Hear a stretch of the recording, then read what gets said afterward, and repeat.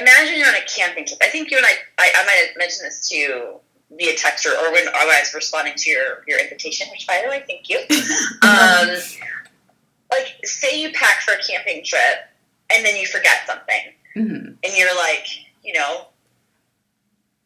6 miles in, or like, you drove really far and the grocery store is far and you're already at the campsite and some campsites close overnight, so you can't come or go. Like, what do? Do you sit there and cry that you don't have the thing that you need, or do you just make do? You're like, oh, I forgot the can opener, so can I use my knife to open the beans? I forgot this. Well, okay, maybe not beans tonight. Maybe we'll make do with this tonight. So is it ideal? No. Is it pushing us out of our comfort zone? Yeah. But sometimes we need that, and we're resilient. Like, humans are resilient. I had already switched out paper towels for regular ones and bought more reusable Minster products. I never worried about a shortage of anything because I already had so many reusable items at home with my backpacking gear. I decided to phone my fellow outdoor enthusiast and friend Nicole Snell, who is a speaker. She teaches self-defense through impact, and she shares tips on how you can utilize what you have in her outdoor defense series on Instagram. Thank you, Nicole Snell, for agreeing to chat with me today on my podcast, Jazzed About Nature, the show where we talk about everything nature. And today I kind of wanted to jump into using some of the tools that we have outdoors and bringing that indoors, and a little bit more about sustainability. So first off, I wanted to, we talked about the toilet paper shortage. I know everybody else that's on everybody's mind right now is the fact that they're not, able to get, resources and supplies right away. And there's ways around that. And I want you to explain a little bit more about how you're getting around that. First of all, thank you so much for having me back on your show. I am very honored to be here, so thank you. And I had a thought about a week and a half ago regarding how am I going to conserve toilet paper? Because, like I'm sure everyone who listens also does, we all drink a lot of water to stay hydrated because staying hydrated is very important for your health. But it also means you are going to pee many times during the day. And I pee a lot. And I was like, oh my gosh, I'm going to run through so much toilet paper. What am I going to do? And then I remembered I have a pee style. So it's a pee funnel. There's a lot of different brands. I like this one because it just works best for me. But I'm sure someone could pick something that works best for them. But I carry it on hiking trips so that if you're out doing something and you're someone who usually squats to pee, and that can be uncomfortable, inconvenient, and sometimes impossible in certain places of trails, pee style lets you pee standing up. And I was like, what if I use this in my apartment, in my toilet, and then I'll use less toilet paper? And I've been using it all the time, and it's great. And I have been able to conserve toilet paper that way. And I recommend that anyone who has that in their pack or something similar to go ahead and use that. Yeah. No, I'm so glad that you talked about that and brought that up to me a couple of weeks ago. And I went online, and a few other people had another idea too. That was using the little microfiber pee wipes. So instead of using toilet paper, they're using that for their number one duties, and then number two is reserved for the precious toilet paper that is scarce right now. So there's that, and I do have my pee style next to me. I think in general, just thinking more sustainably and using what you already have instead of things that are disposable really helps, because right now a lot of people may not have the option to continue working from home, and they may not have that extra income coming in anyways. They don't have enough money to stockpile, but they do have reusable items that will last until this is all over. So, and you could use it for camping after this and hiking. Exactly. It's a win-win for everybody. Yeah.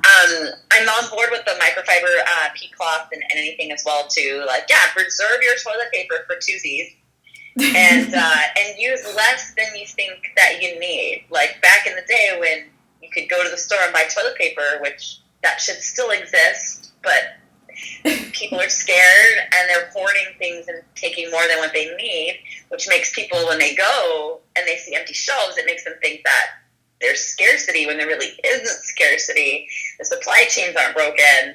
But then when they see toilet paper there, then they might be tempted to like, well, I don't know when I'm going to get it next, so now I'm going to buy 4 cases too. It just kind of adds to it. So we don't have the luxury of just using as much toilet paper as we want anymore. So now we have to be careful, like, count out, I don't know, 4 squares, 5 squares. Like, how much do you need? Maybe you don't get that precise, but like maybe, figure out what the bare minimum you need for a clean wipe, and then you use that until you can, go to the store and get some, or they restock, or you can borrow a roll from a friend or something. Yeah, I've seen that a lot online too.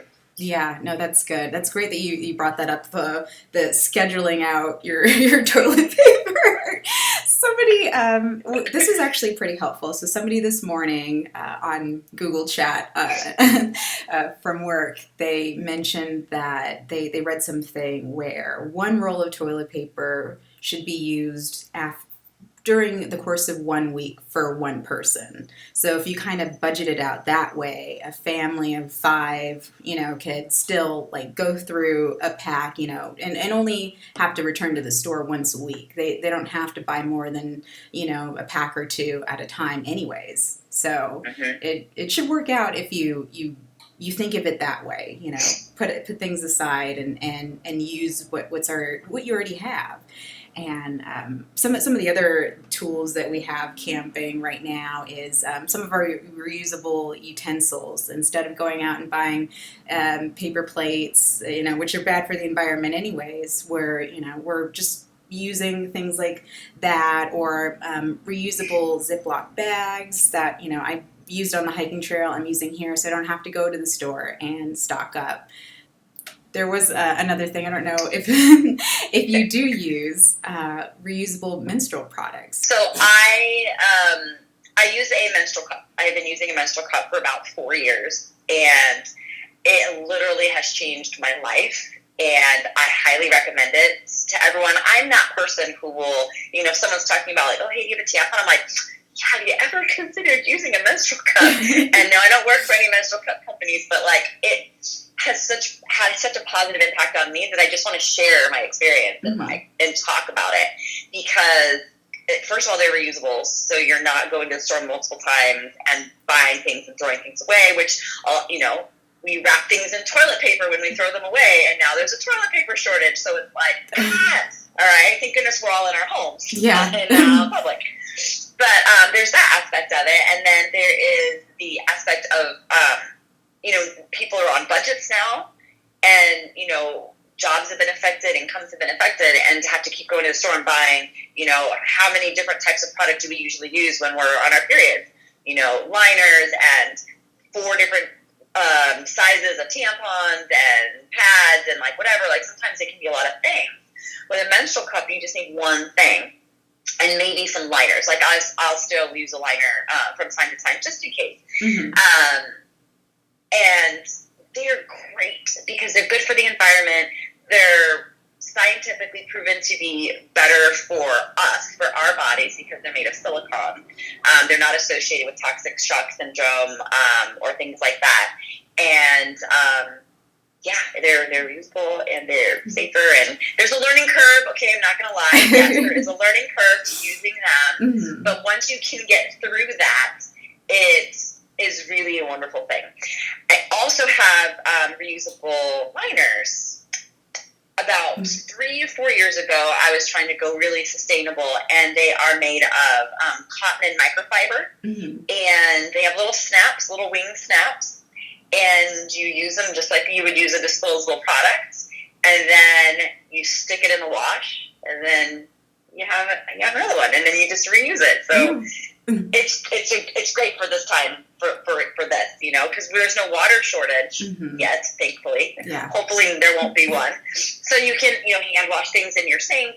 You can do as many loads of laundry as you need, and that can kind of be the workaround. Yeah, no, I'm so glad that you brought that up. I have a couple of reusable liners myself that I use, and they have those, and then they have full-on underwear that you can use that absorb, like a full couple of pads worth. And then they have the reusable pads too, different sizes, and it's pretty absorbent. Like I was kind of scared to like go out in public at first, but on one of our you can guess which peak hike it was, but one of our peak hikes, I actually used the reusable period underwear, and there was no smell. Nobody said anything. Like it worked completely fine. Oh wait, was that smell? No, I'm just kidding. Oh God. No, so you can use it working out, and because we hike 14 plus miles sometimes, and that was a big concern of mine, like where do I put my menstrual products, and how, like, there's no place to really change sometimes, or we're not able to stop right away, or there's not enough bushes to crouch behind. And the P-Style reusable menstrual products have completely changed the game for hiking, and they're saving my life right now, because I definitely just went to Target not too long ago, and the entire period aisle was just gone. Like there was no menstrual products at all. So yeah. I'm glad you brought up the period underwear, because I have a pair of those as well, and so it's so helpful. It's so freeing. It's like we're really fortunate to live in a country where we have access to all of these things. There's people. A lot of women in prisons and jails don't always have access to menstrual products, and there's a lot of people over the world that don't have access to them. Not even the disposable ones, even the reusable ones. So it's nice that we have all of these options that help us, be more sustainable, and then also help us in times of pandemics. Yeah. We talked about sustainability and using what we have. I know that you also use that in some of the work that you do with your defense instruction outdoors. And I kind of wanted to talk a little bit about that and how we can use that even now during this time. I know that people are worried and scared going out on their own, and how can they feel confident going out right now and utilize what you teach today? I'm so glad you brought that up. I've been thinking a lot about that, and how now a lot of people have been forced to isolate and do things more on their own than maybe they would have before, and there may be some fear around that. And everything that we teach in Impact, everything that I've covered in outdoor defense is applicable no matter where you are, not just when you're outside or traveling. It can be right here in your neighborhood. And what's interesting, I just did a video about this on my stories. The 6 feet of social distance, or 6 feet of physical distance that they're recommending, is the same distance that we teach for keeping yourself safe from an assailant. Mm-hmm. It's 2 arms lengths and then maybe 1 step back. And that is the distance that we recommend if someone is triggering your intuition. And it just so happens to be the same distance they want us to keep from people anyway. So this is a great way of practicing that skill. And that may even help us when things go back to normal, having a better idea of what that 2 arms length distance looks like, because we've been practicing it so consistently for these months that we've been isolating. So that is very, very much the same, as well as trusting your intuition and just using your awareness. Like, I went for a walk the other day in my neighborhood. There was not a lot of people out. Yes. But I went for a walk to get some fresh air, and just walking around and noticing what's the same and what's different is a great strategy of just keeping your awareness honed. Yeah. How many less cars are there now? How many, are the skies clear? Are you running into less or more people? That store that I usually go into, it's closed. It's just noticing kind of the things around, because a lot of things have changed. So part of self-defense is noticing what's going on around you. And now there's a lot of things that are different. And it's a matter of just keeping your eyes open, using all of your senses, and noticing, things have changed, things are different, but I'm still going to trust myself. I'm still going to trust how my body's reacting to things, and keeping my distance, and being able to set a boundary if you need to. I was checking out of a grocery store, and someone came up within 6 feet of me, and before I could turn and ask him to step back, the cashier was like, "You need to step back 6 feet away." And the guy's like, "Oh, I'm so sorry." So setting boundaries with people is still just as relevant now. Mm-hmm. And people are, I'm going to speak in generic terms because it's not everybody, but there are a lot of scared people. There are a lot of people who are concerned about themselves and their loved ones and their livelihoods and being able to get groceries and what's going to happen tomorrow. And there's just a lot of uncertainty and a lot of emotions running high. And so you may run into somebody who is experiencing those emotions to the fullest mm-hmm. when you're out running your normal essential errands. And self-defense can help you in being able to handle yourself and deal with that person by everything that we teach. You know, trusting your intuition, using your awareness, setting a boundary, giving the stop hands. You know, if you need to say, "Hey, step back away from me," using your voice. Like, all of those things are just as relevant now as they were before. Yes. No, that's awesome advice. And just really quickly, I asked this of everybody, but what are some tips that you can give to somebody right now who may not be able to, I guess, feel confident enough to go outside? Like, I know you just talked about, you know, your own self-defense tools, but you ran out of milk. You know that there's a pandemic happening.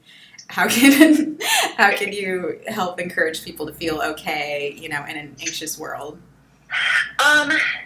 You know, I don't feel like I can tell someone that it's okay to do something that they're not comfortable with, especially right now, because the dynamics are so different. And in a normal world, I could say, you know, "Hey, you know, you can use this, you can use that, go with a friend," but, you know, we're being advised True. against all of those things. So I would say, I would advise people to do what makes them comfortable and taking care of themselves in this time. And that if you need to order from online or have a friend go and pick something up for you and drop it off 6 feet away, you know, versus you going out by yourself to do it, like, that's completely valid. If you feel comfortable going out by yourself, that's also valid. So we need to take this time to really be gentle with ourselves. As I have a friend always tell me, be gentle with ourselves. Yeah. Things are different. We have to look at how the dynamics have changed and do what we can to keep ourselves and everyone else safe, not just in self-defense terms, but in public health terms. So, yeah, that would be my advice, to take care of yourself and do what makes you feel comfortable and ask for help if you need it. Yeah. Oh, thank you. That's all I wanted to talk to you today about. I appreciate you agreeing to chat with me. Well, thank you for chatting with me. This was great. I got to talk about stuff that I didn't even remember that we were going to talk about, like the menstrual cups and stuff. Like, that's so brilliant in this day and age. Yeah, no, that was all you guys. Like, I didn't think about any of these things until people started bringing it up. So that's awesome. All right, so yeah, thanks again. All right, thank you so much. Have a great day. Be safe. Wash your hands. Thanks. We will. Okay. All right. Bye. Bye. Thanks for listening to the Jazzed About Nature podcast. Check out the show notes for more information on any of the things talked about on the show today. I hope you enjoyed it. Peace.